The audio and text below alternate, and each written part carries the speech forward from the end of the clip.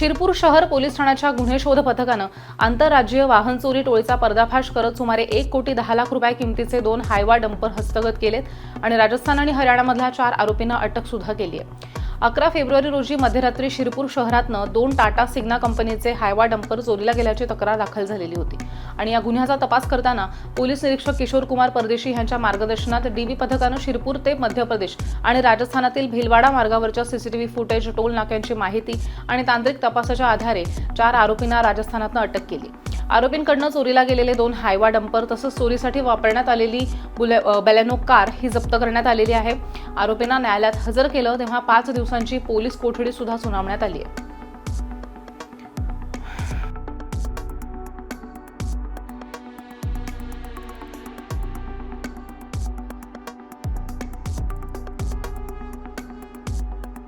11 फेब्रुवारीला प्रदीप लक्ष्मण चौधरी आणि अमन अश्विन कटारिया यांनी अशी फिर्याद दिली होती की शिरपूर शहर पोलीस स्टेशनमधून त्यांचे 2 डंपर चोरीला गेलेले आहेत। या अनुषंगाने सिनियर पीआय किशोर परदेशी आणि त्याच्याबरोबर पोलीस हवालदार रवींद्र आखडमड, पोलीस हवालदार गोविंद कोळी आणि विनोद आखडमड आणि टीम यांनी सगळ्यांनी अतिशय चांगलं काम करून सीसीटीव्हीच्या माध्यमातून आणि इतर तांत्रिक तपास करून राजस्थानमधून पूर पोलीस स्टेशन यांची मदत घेऊन आपण 4 लोकांना याच्यामध्ये अटक केलेली आहे। त्यांची नाव आहेत इरफान उस्मान मेव राहणार हरियाणा, नियामत दिनू मेव हा देखील राहणार हरियाणा, कालू गफूर खान मेव